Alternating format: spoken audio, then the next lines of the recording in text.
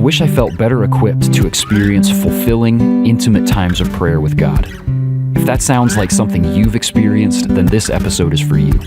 Today, we're talking about some of the most common obstacles in our prayer life, why it's important to invest in that prayer life, and some practical steps to accomplish it. We're joined by clinical counselor and spiritual director Nader Sayuni, who's going to help us take really strong next steps in meeting with Jesus after graduation. Welcome to After 4, your podcast for navigating life after graduation. I'm your host and guide, John Steele, and this one's for you, alumni. Nader, welcome back to the podcast. Thank you. It's good to be here. Yes. For those who are just joining us for the first time in this conversation, Nader and I already got to have a conversation talking about discernment, talking about life and faith rhythms, kind of bigger picture, and how do we develop those well in our life after graduation. Today, we're going to zoom in a little bit more and look at prayer in particular and some of the obstacles that come up there. Nader, before we jump in, though, you gave us a much more in-depth introduction, but can you give us just the 2-sentence intro, and then people can go back and listen to our previous conversation to get to know you a little bit more? I think relevant to today's discussion, I am a spiritual director. I have been doing spiritual direction for over 20 years. Well, maybe not over 20, somewhere around there. In the neighborhood. In the neighborhood. I'm a therapist, and my area of research for my doctor of ministry in spiritual formation was about mentoring people in prayer, specifically people in their 20s. Okay. Nice. So you have some very direct experience with today's topic and the group of people who will be listening into today's topic. Yes. That's perfect. That's really perfect. And Nader, I can say, so as we talk about prayer and we talk about obstacles to prayer and leaning into this rhythm, I would say probably even when we're at our best with our, quote unquote best, where we feel like, okay, I'm hitting my stride with my faith rhythms. They're consistent. I feel like I've got a sense of how to do these and where I'm meeting the Lord in these. I'm going to take a guess that prayer is one of those that even at our quote unquote best, we feel maybe some level of inadequacy or confusion or just distraction. That's the one for me, is distraction. Is just that the other parts of my day. That's one of the top 3. Yeah. That's just one of the things that I'm like, okay, Lord, I really want to engage with you here, but I am so distracted by this thing that I got to do at work today. By this task that I've got to get done, or this thing that my friend said to me yesterday that I just can't stop thinking about because I'm not sure if it was a dig or if it was a joke or what. Yeah. And so I'm really glad that you're going to join us to talk about some obstacles and some helpful tools for overcoming those obstacles, or at least being able to, when we encounter them, to have some tools to get over that hump a little bit better. So, So as we think about obstacles, I've named a couple of them here, but I wonder, Nader, are there some that come up for you as you're engaging with people that are some of the most consistent or the most challenging that people come across? Yeah, well, first, let me just say I'm happy to talk through some of these from a more personal perspective. If as we discuss it, you want to bring up your personal experience with it, just let me know, and I'm happy to. If you don't mind doing spiritual direction with that, I don't know how many people are listening. On the spot, spiritual direction with John and Nader. All right, here we go.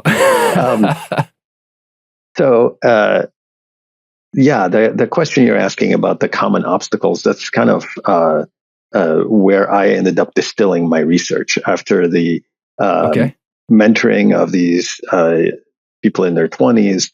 I had done interviews before, interviews after. I had them fill out kind of weekly journal entries that they would turn in, and then analyzing all of those comments and then looking for themes. I came up with 3 obstacles that needed to be overcome.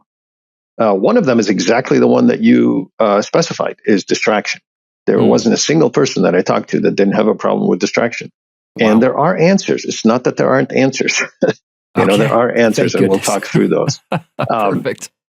And then the other 2 are also things that were ubiquitous. They were everywhere. One was a sense of obligation and a sense that I have to do this, and a sense of like personal pressure, like this is a job that I have to get done. And that is not where we need to be. That's an obstacle. We need to make a transition from task and obligation to a sense of invitation and a sense of relationship and connection. The second one is, or I should say the third one, because we already mentioned distraction. Sure. The second one is, like I said, obligation and task to invitation and relationship. And the third one is ubiquitous as well. It's everywhere. It's from guilt and shame to grace and freedom. People are so stuck. And I bet you right now, as people are listening and thinking about prayer, they are starting to feel some guilt and some shame. In fact, when I teach about this, I have this thing where I say, okay, we're going to pretend that we have a guilt and shame meter. And, I want you to notice your guilt and shame meter on a scale of 1 to 10. How many are above 5? And just about everybody raises their hand. So you're not alone. Okay.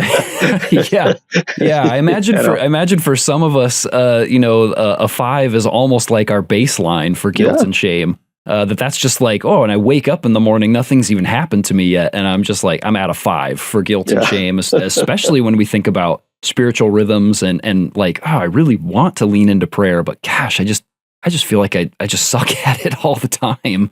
And that can be really hard to know how to keep leaning in. It is definitely something that a lot of people struggle with. And hopefully we'll be able to share some answers here today that'll help people get out of that. That's really great. Nader, which one of these do you want to start with? I would love it if we can, my guess is that we could probably lean in for an entire conversation on just one of these obstacles. I'll bet there's enough learning and experience that you've done. But if we can try to hit all three of them, I think that would be a real great benefit to our listeners.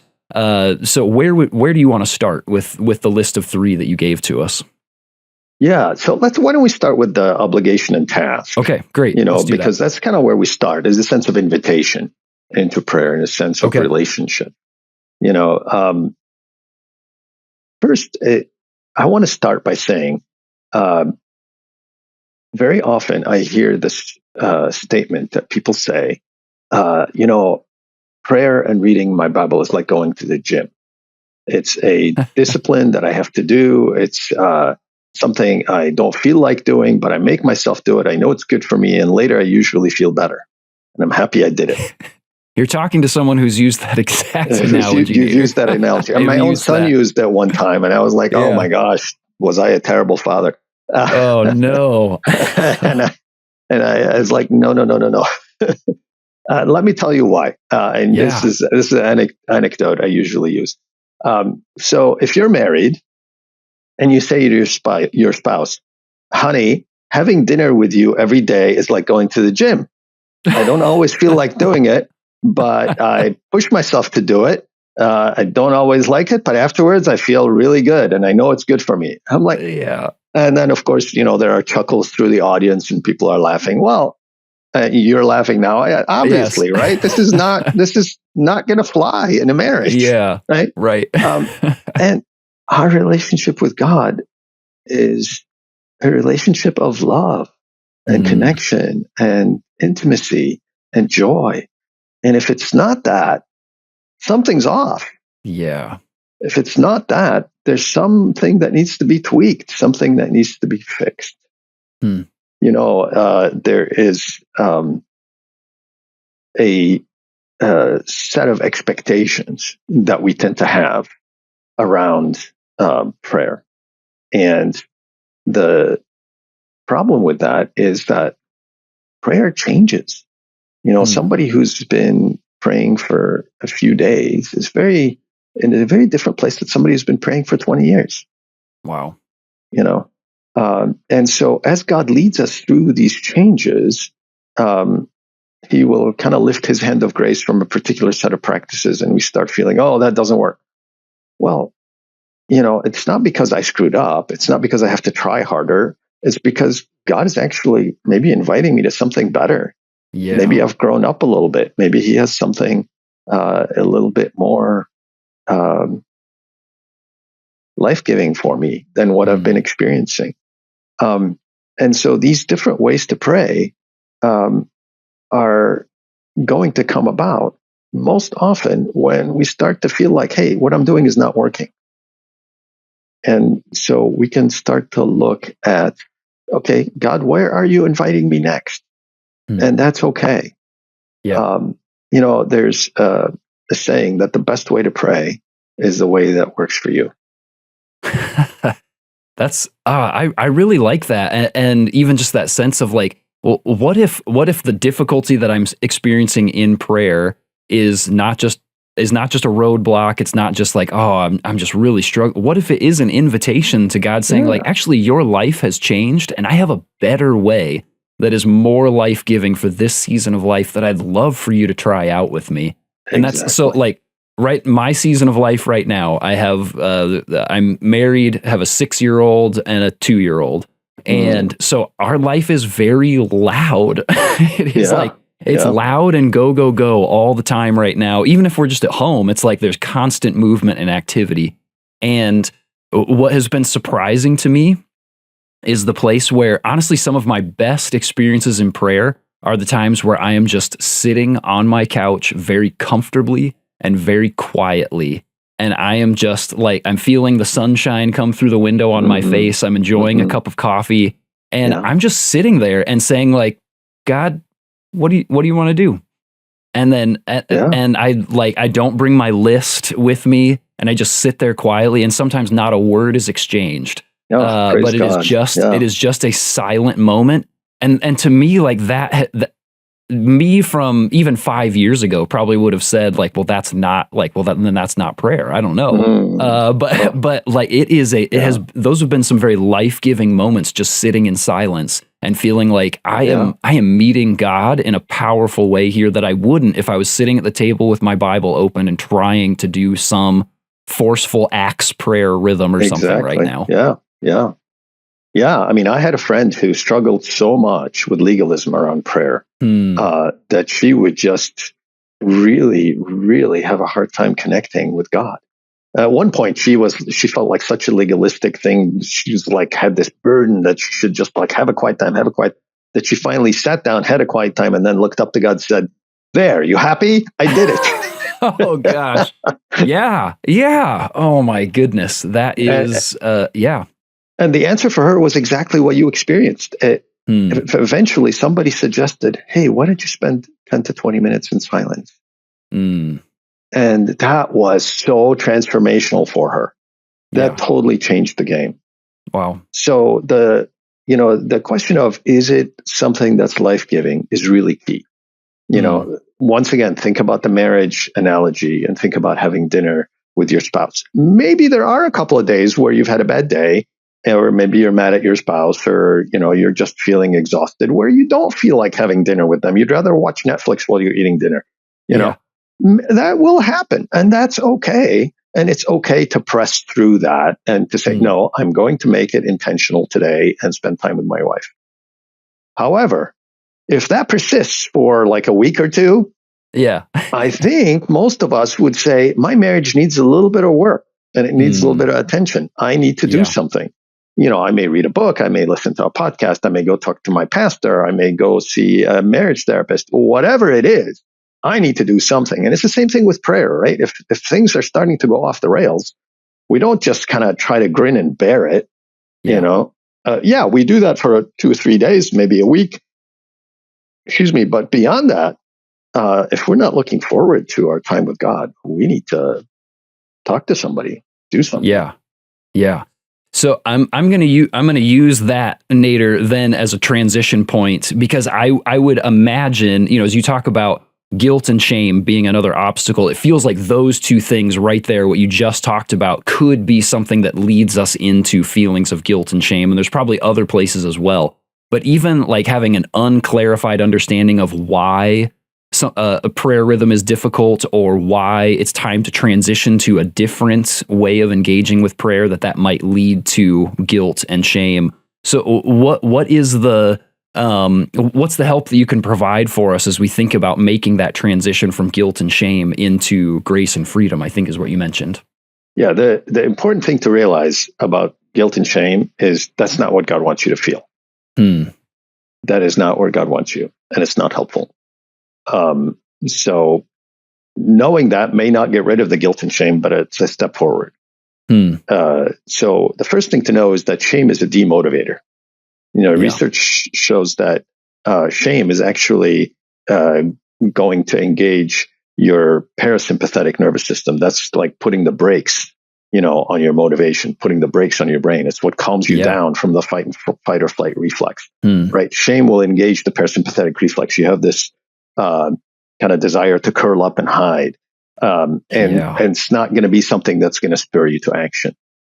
Now, guilt is the opposite. Guilt will motivate you to do something, but it's not what God wants. God is not motivating you through guilt, right? So that's one thing to be aware of.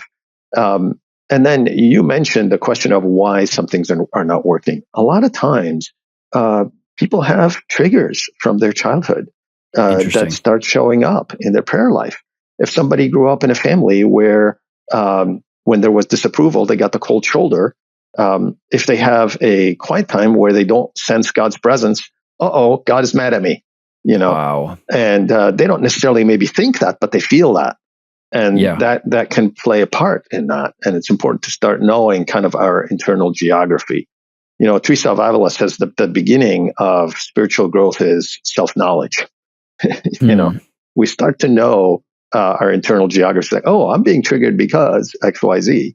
And it's really not God doing this. It's just my brain is doing this.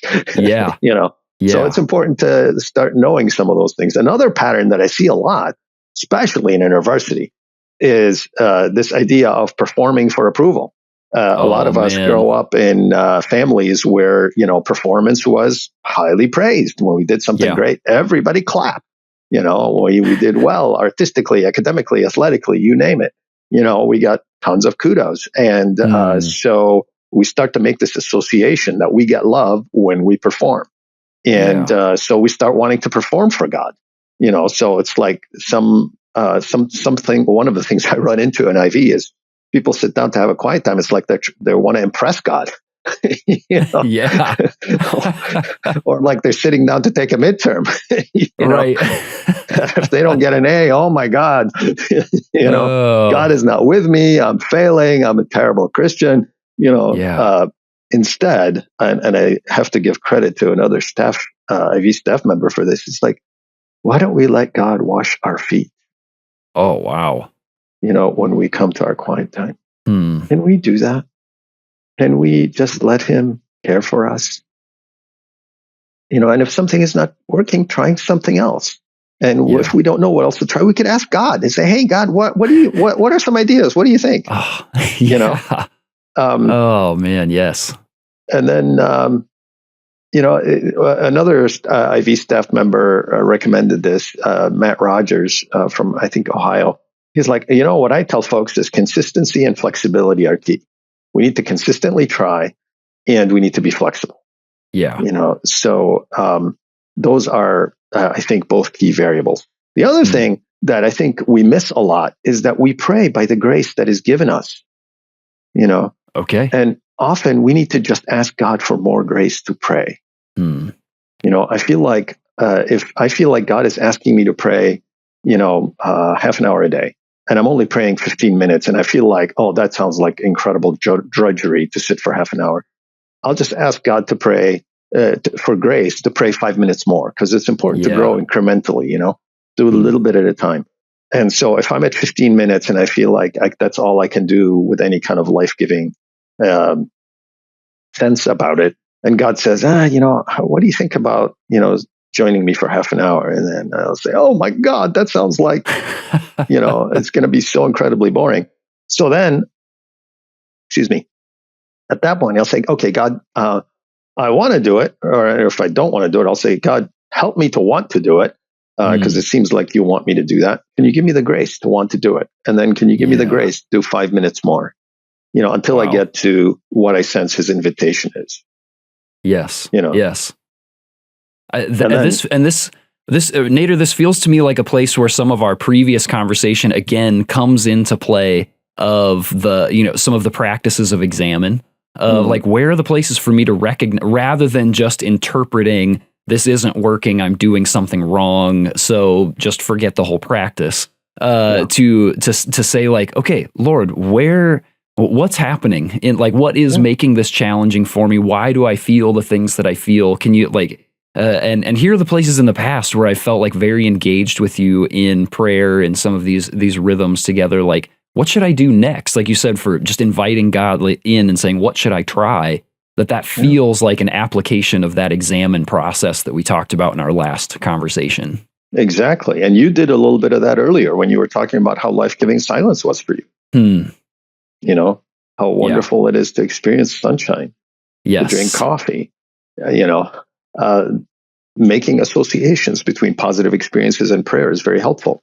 You know, like, I always pray with my caffeine for the day. Yes. Just a little boost along the way. And then I start to associate caffeine with prayer. And so when I drink coffee and I'm not praying, it feels weird. So anyway, I think, though, we need to get to the third point here about let's do that. Focus. Otherwise, we'll run out of time. Sure. So like I said earlier, focus is a big deal because people are just pulled in so many different directions, and life moves at 1,000 miles an hour. Everybody struggles with this. It doesn't mean that there are no answers. It is important, though, to recognize that there are two types of distraction. There is life distraction, and there is distraction in the time that we set aside for prayer. Let me first talk about life distraction. There was some really good research done a number of years ago called the Reveal Research, and they came out with several books. And what they were trying to understand is spiritual growth. This church had hired a secular consulting company, McKinsey Management, one of the top management consulting companies, and they were looking at 5 stages, or I think they had 4 stages of spiritual growth that they discovered in their church. And then they replicated that in research in other churches. Eventually, there's another book that came out called Move, and it's what they had learned from 1,000 churches in this research. So anyway, one of the things that they found is that by looking at the variables that are associated with growth from stage 1 to 2 to 3 to 4, they're all different. You know, except for one thing.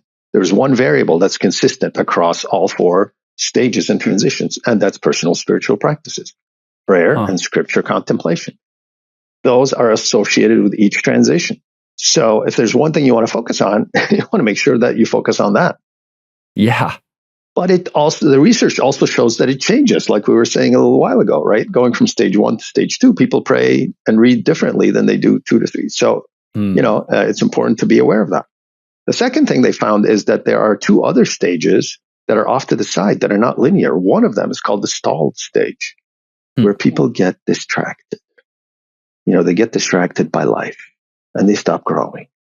And so distraction is an important thing to be very aware of, because you don't want to end up in the stalled category. You want to keep growing, right? And the stalled category is unfortunately a sizable number. And they still go to church. They still consider themselves Christians. And I'm sure they are, but they're not growing. So if we want to keep growing, it's important to recognize that distraction is a real enemy in life in general. The other thing I found in my research is that every single person that I talked to that was not praying at the moment said that they had a prayer life, and then something changed and they fell off the wagon. Interesting. Okay. Yeah. And that something changed was almost predictable. They changed jobs. They moved apartments. They got married. They had a first child. They had a second child. And then it takes them a really long time to get back on the horse, to get back in the saddle. And so it's important to recognize that life is going to have changes. Your 20s are going to have more than usual. And to get back in the saddle. So now let's talk a little bit about the distractions that happen in prayer. Some are really simple. Close the door, find a quiet place, turn off your phone. I used to just put it on silent so that I don't get texts and notifications. And then I found myself still, when I thought of something to do, I'd go to my phone and I'd send a text. And pretty soon I'm sending 4 texts. All of a sudden you're scrolling on Instagram. Yeah, exactly. And that one feels especially relevant today. I mean, we are all so easily distracted by our devices. Yeah. And so I've found it critical to just turn it off, completely off. I mean, off, and to have a to-do list instead, a manual paper to-do list, because things will come up and it's very distracting to have things that I got to remember to do this. And then it's, knocking around your brain and distracting you. Just write it down and you'll come back to it later.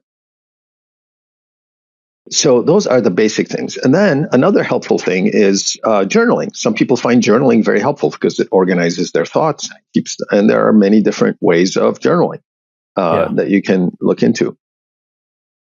But then the one thing people don't know, and that surprises them when I tell them this, is that I never hear somebody complaining about distraction that's praying a half hour or more. Interesting. Now, I'm not telling you go and pray a half hour more. Please watch your guilt and shame meter. Okay? Right. No guilt, no shame. I'm not saying, Nader is not saying go pray a half hour. Okay. What Nader is saying is that when you only pray 5 or 10 minutes a day, there is so much pressure not to be distracted. Because if you pray 5 minutes and you get distracted for 1 minute, that's 20% of your prayer time. That's a huge chunk. Yeah. Or if it's 2 minutes, that's 40%. That's almost half of your quiet time is gone. And it's so precious because you only get 5 minutes. So it's like, whoa. And so that you can imagine the pressure is so intense. So the people that complain most about distraction tend to be people who are praying in a really short amount of time and trying to get it all squeezed Interesting. in. Okay. And so one way to deal with that is to ask God, hey, God, actually, I recommend this across the board, is just ask God, Lord, what are you asking? What are you inviting me into in this season? Like you, when my kids were young, God actually told me I was being overly ambitious in prayer, and that I needed to cut down a little bit. And then, 10, 15 years later, he told me again, hey, I think you've outgrown this. I think you need to pray a little more. And so different seasons have different calling. People in ministry have a different calling for prayer than people not in ministry, et cetera. Maybe God is going to take you through a season of deeper prayer to prepare you from some difficult times ahead. I don't know. Yeah. Maybe you have a special calling to intimacy with God. And so he wants that more powerful time. I don't know what your situation is. So ask God and ask specific questions like, God, how frequently do you want me to be praying? For how long? And doing what in prayer, and then ask for the grace to get there and do it incrementally. Yeah. And it feels like there's room for grace, even like in the midst of the moments that you do feel distracted or something, like you're in the midst of prayer and some life moment comes to mind and you feel distracted from what you were experiencing right there. And, that's a place to write something down maybe, but maybe that's also a place to invite the Lord in and say, what was it that took my mind that direction? And to even bring that thing to God. Or as I remember being taught in mindfulness practices and in listening prayer of that there are those places where you say like thoughts will enter your mind, just let them go without judgment and then keep going. And to say, okay, there are places where I can give myself grace absolutely for when these distractions step in. And to say like, okay, do I need to write that down? If not, I'm just going to let that go and I'm going to bring myself back to center and I'm going to keep going. Yeah. Doing that is golden. I think developing that habit would really, really bless you. I mean, people who, like I was saying, people who pray a little bit more, it's not that they don't get distracted. It's just that there's less pressure. Yeah. So if I'm praying, a little longer and I get distracted for 5 minutes, big deal. I come right back. Exactly. Yes. So I have a little more grace for myself. Right. I really love that. once again, Nader, as I asked you last time, we've covered a number of things. You've given us some really nice practical tools here to start implementing like today, right now. But is there a final encouragement or a final piece of advice that you would give to alumni as they're leaning into this fundamental faith rhythm of prayer? And right along with that, do you have any other resources that you would recommend to our alumni? Yeah, I would say, first of all, if you're not looking forward to your time with God, if you're not enjoying it, and it lasts more than a week, talk to someone. Okay. Try something different. But don't give up. Please don't give up. And then as far as resources, I actually did do a sermon series on this. And it's on my website. If you go to my website is called myspiritualdirector.com. And if you go to the sermons and then scroll down to growing in prayer, there's a 3-part sermon that covers this in a little bit more depth. Great. Also, when I was writing my book on anxiety and prayer, I had started actually writing a book on prayer, and the editors were like, "Hey, wait a minute! You've got some nice insights here. We should include those in your book on anxiety and prayer." So there's a chapter in there on overcoming obstacles in prayer. So that's another option. A third set of options is my favorite books on prayer, my top 3. I love Richard Foster's book on prayer. It's just called Prayer, Finding the Heart's True Home. Phil Yancey has a poetic book that I like a lot. It's called Prayer Doesn't Make a Difference. And then if you want something a little deeper, if you want something that digs into deeper ground and goes into deeper waters, I'd recommend Thomas Green, Opening to God. Okay. And then the last thing I'll recommend is, if this is difficult for you, find a mentor, find a spiritual director, especially somebody who is not going to stir up the guilt and shame and who is going to help you get out of that guilt and shame and make it more life-giving. Yes. Oh, Nader, thank you so much. This, I'm really grateful that we get to provide this level of practicality focused in on prayer obstacles, because I think that guilt and shame can really rear its ugly head, and we kind of want to pretend like we don't have problems with it, even though everybody struggles to do this well in one way or another, or at one time or another in their lives. And this just feels like it normalizes some of that for us, especially in seasons of transition. And it gives us some really nice tools to take with us and to start using, like I said, today, to keep developing. Man, Lord, I want to have a fruitful, meaningful, deep relationship with you, and prayer needs to be a part of it. Like, I want prayer to be a part of that. Can we work on that together, and inviting God into that space and saying, like, let's do this. This is part of our relationship together, is growing in prayer. I love the invitation to bring God into that with you, and these tools you've given to us. Nader, thank you very much, and thanks that you're going to join us one more time. We're going to talk one more time here about relationships. So thank you again for your investment in alumni. I'm really grateful for you. It is my joy and a privilege as well. So blessings to everybody out there, and yes, we'll talk to you on the next podcast. Alumni, God understands more than you realize that your life is changing and that your prayer rhythms are going to change with it. Prayer isn't a one-size-fits-all discipline. Do we all need it and benefit greatly from it? Certainly. But do we all have to do it in the same way? Certainly not. Take the time to test different rhythms and practices, and don't feel like you have to operate under the "if it isn't painful, then it must not be good for me" mentality. Spending time with God in prayer isn't eating your vegetables. It's feasting on the bread of life, and you're not counting carbs. So give yourself the grace and the space to test out different approaches and bring God in on the conversation. He wants to walk through this with you, and actually sorting out these prayer rhythms can be just as relationship building with God as finding the rhythm that suits you best. Just don't stop trying. Come back next week as we discuss relationships and the spiritual rhythms of finding community after graduation.